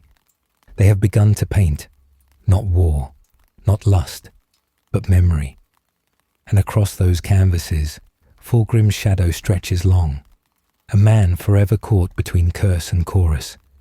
And still, despite it all, he reaches out, as if he too still believes there is something worth returning to. In the hallowed heights of terror, where breath itself costs legacy, and the sky is split with fire and psalms, there lies the Palatine Spire. It is not charted, not mapped, not named on any Shrine World star chart, for it is not a place built for man. It is a place built against him, forged from stasis-tempered adamantium and psycho-reactive marble that murmurs beneath silence. The Palatine Spire pierces higher than the storms. Its peak is lost in the blinding glare of the Astronomicon. There, among the blisters of gravity warp and lingering god thought, lives the choir. A circle of astropaths older than memory, burnt and veiled, kept in place by iron will, gilded trauma, and a singular command passed down through 10,000 years. If he ever weeps again, you will hear it. And so they waited, and so they listened. The choir did not dream, but one night they all did. A mirror floating across stars, slow and cracked. On its surface, reflections not of the present, but of the possible. Fulgrim's face was among them, but not twisted by excess, not draped in the robes of the Dark Prince, not crowned in serpents or singing skulls. He was quiet, and in his hands, a chisel. He was sculpting himself. One of the choir awoke screaming, not from terror, from recognition.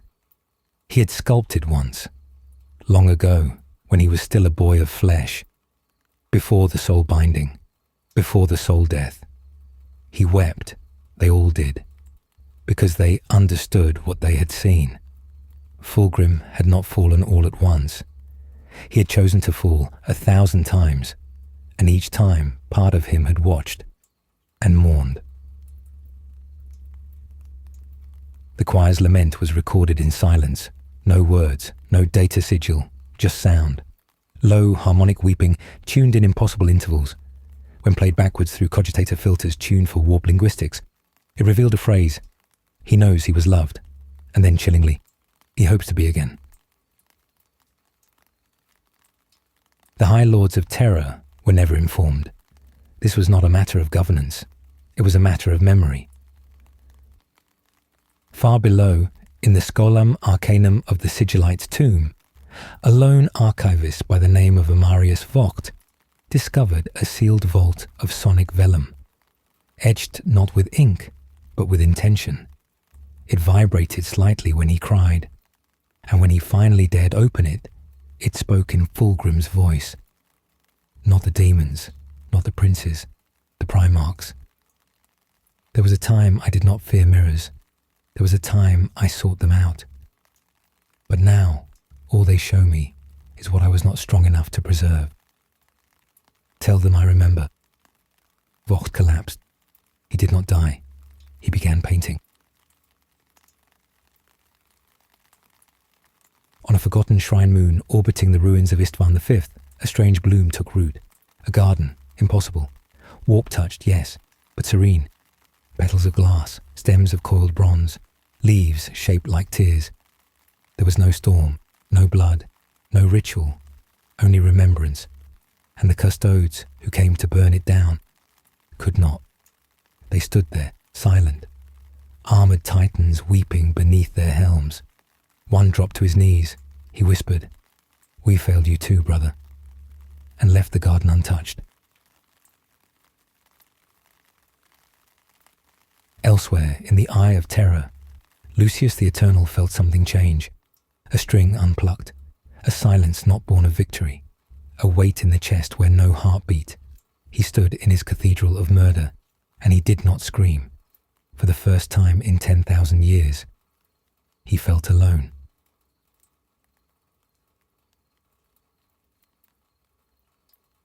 Because Fulgrim had stopped watching, because the mirror had been turned inward, and the choir that once sang in screams now hummed in mourning. In a ship that should not exist, beneath stars that should not burn, Fulgrim walked alone. He was not beautiful. He was not monstrous. He was unfinished, and he knew it. Each step he took echoed like a chisel against marble, not to carve perfection, but to recover humanity. He passed through rooms that showed him memory.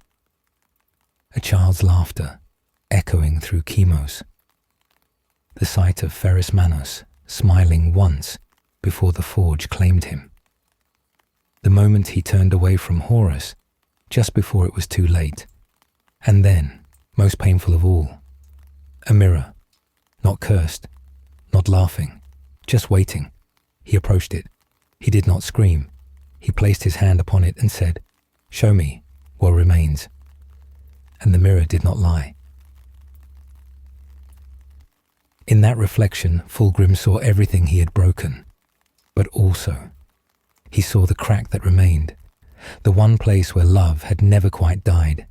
He saw himself, not as a god, not as a demon, but as a brother, a sculptor, a son. And for the first time in 10 millennia, Fulgrim did not turn away. Back on Terra, the Palatine Spire choir sang, softly, a lament, a eulogy, a prayer. It was not for Fulgrim the demon. It was not for Fulgrim the betrayer. It was for the man who looked into the mirror and wept. In the quiet of the mirror's presence, Fulgrim stood. No choir accompanied him now. No acolytes chanting beneath spires of gold and excess. No demonic courtiers whispering poisoned praises. There was only the ship, silent, old, and drifting between the tides of real space and the warp, like a relic lost to time. The walls, once adorned in silk and screaming statues, were bare now. White marble, fractured in places, revealing rust and sorrow beneath. And in that stillness, he wept. But the tears did not fall from the eyes of a god. They fell from the eyes of a brother. There are many ways a Primarch may mourn. Lorgar wrote scripture. Perturabo built fortresses of bone. Angron drowned memory in slaughter. And Fulgrim sculpted. He summoned not his slaves, not his sculptor priests, nor his hollow-eyed artisans. He summoned no warp-spawned muse. He walked alone to the echoing vault at the heart of the ship, a chamber of cold stone, far from the demon-haunted halls of his pleasure palace. And there, beneath a single shaft of pale, dying starlight, he began to carve. Not a monument, not a shrine, not an idol, a face. It was Ferrus Manus, but not the Ferrus of Istvan, screaming with molten blood as the blade fell, not the corpse twisted in hatred and reanimated in mockery.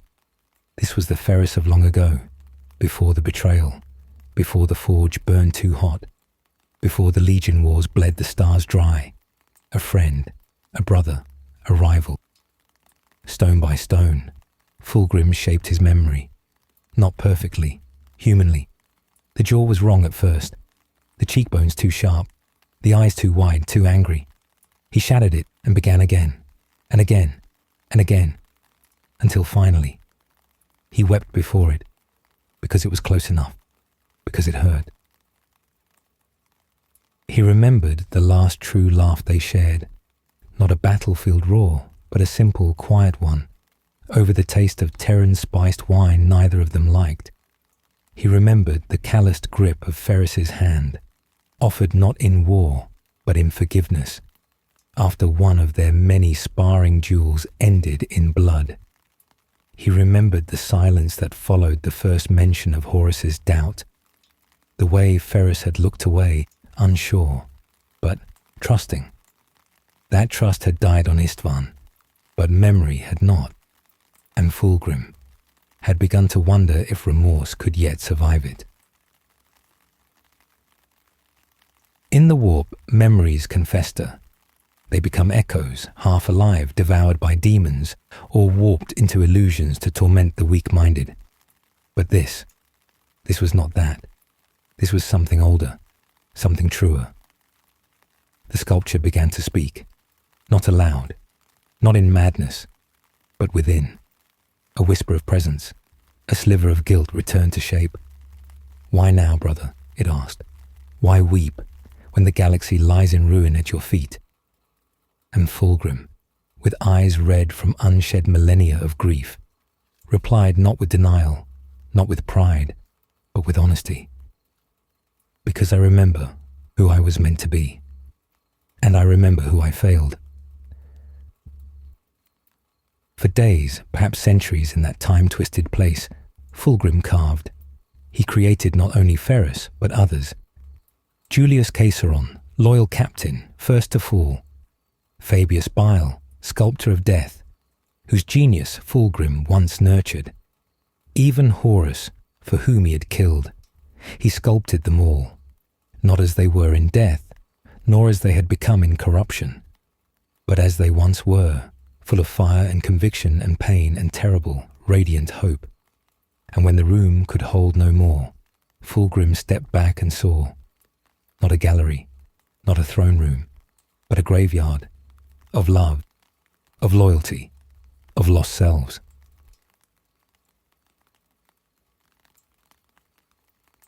A single sculpture remained undone, his own. It stood in the centre, raw and unchiseled, a block of impossibly pure marble, veined with silver. He approached it with trembling hands. The chisel struck once and stopped, because he did not know what face to carve. The boy of Chemos, the warrior of the Great Crusade, the prince of excess, or the thing he had become, None seemed honest, none seemed true, and so he turned to the only voice that might still offer him an answer. He stood once more before the mirror. It had not cracked. It had not fled. It had waited. He did not look away this time. He looked through. "Who am I now?" he asked. And the mirror replied, not in words, but in reflection. It showed him not the demon, not the sculptor, but the man who carved graves of those he loved, the man who remembered every name, the man who, even now, had not stopped mourning. And in that moment, Fulgrim understood. He could not sculpt what he was, only what he hoped to become. He struck the marble, not to shape a face, but to leave it blank, an unfinished form, a work in progress, a promise. And upon its base, he carved only one word: remains. In the silent void of his ship, Fulgrim finally laid down the chisel. His demons no longer whispered. His eyes were no longer aflame. He was not healed. He was not forgiven. But he was honest. And that, perhaps, was a beginning. Back in the Palatine Spire on Terra, the choir sang again. Not a lament, not a dirge, a single note, clear, software hopeful. And in the Sigillite's tomb, a new painting appeared on the vault wall. No one knew how or why.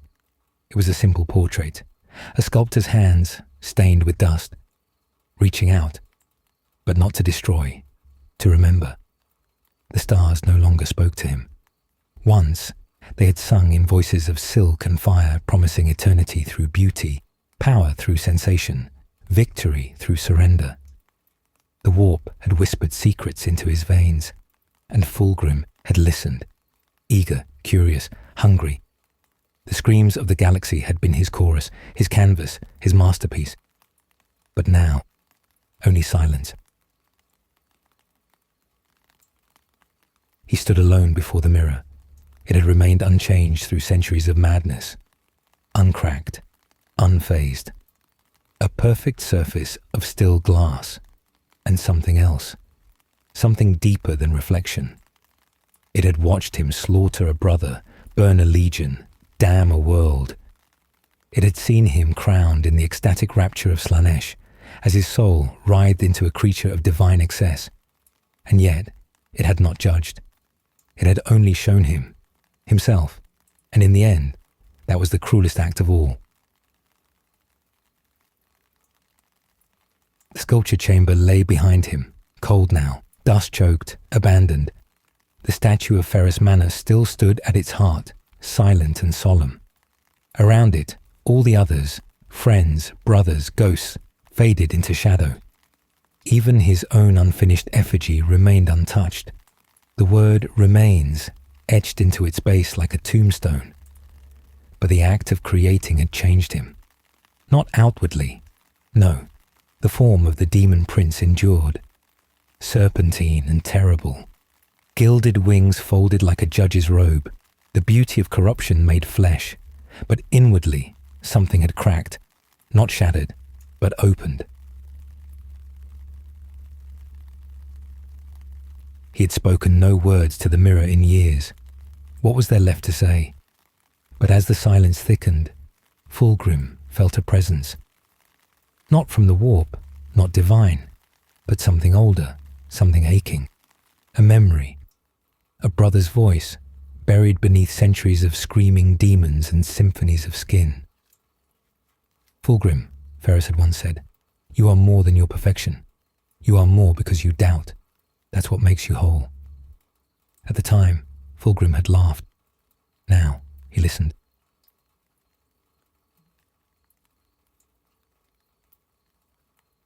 He stepped toward the mirror and raised a hand, not to shatter it, as he once had dreamed, but to touch it. His clawed fingers, talons of gold and velvet flesh, pressed against the cool surface. The glass rippled, not with chaos, but with memory.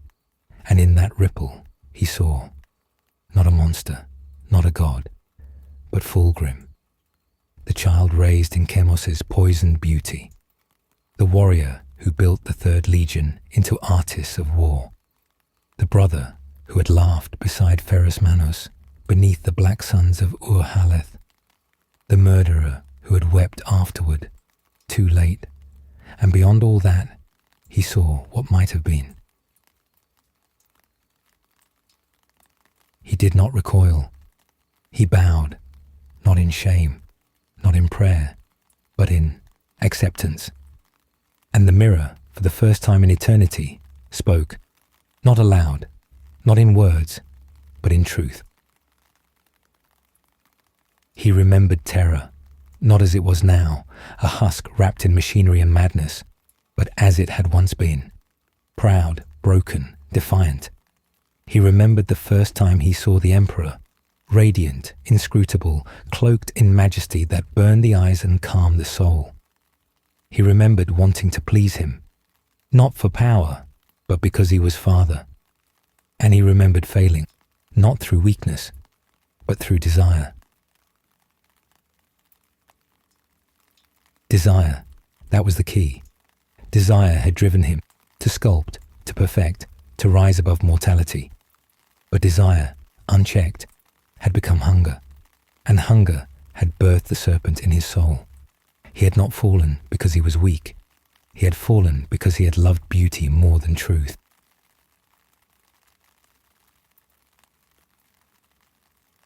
A wind stirred through the chamber, not of air but of ending.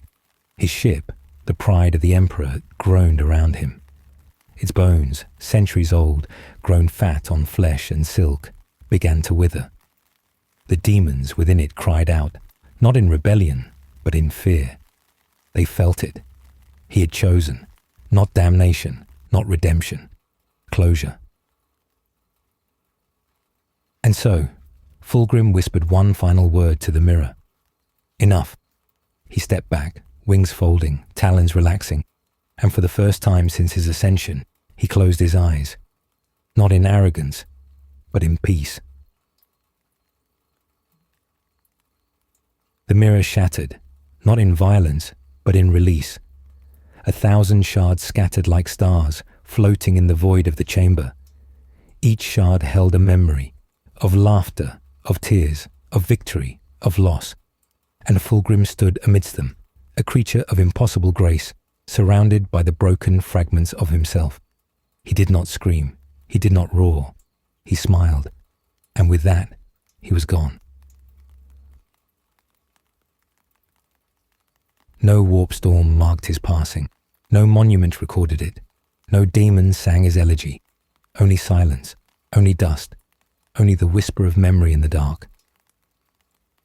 On Terra, deep beneath the throne, Malcador's crypt remained untouched, but on its wall, a second mural appeared, beside the one of sculptor's hands. This one showed a mirror, shattered into constellations, and in each shard, a face, some crying, some smiling, all human, and beneath it, carved in high Gothic, even a god may look within, even a monster may remember, even a son may return. Thus ends the tale of Fulgrim, not as a prince of excess, nor as a creature of despair, but as a mirror in which we see the cost of forgetting who we were, and the hope of remembering who we still might be. Let this be a lullaby, not of forgiveness, but of truth. Sleep now. Dream not of war nor glory. Dream of faces long gone, and the silence that follows. And when you awaken, look into the mirror and ask, what remains?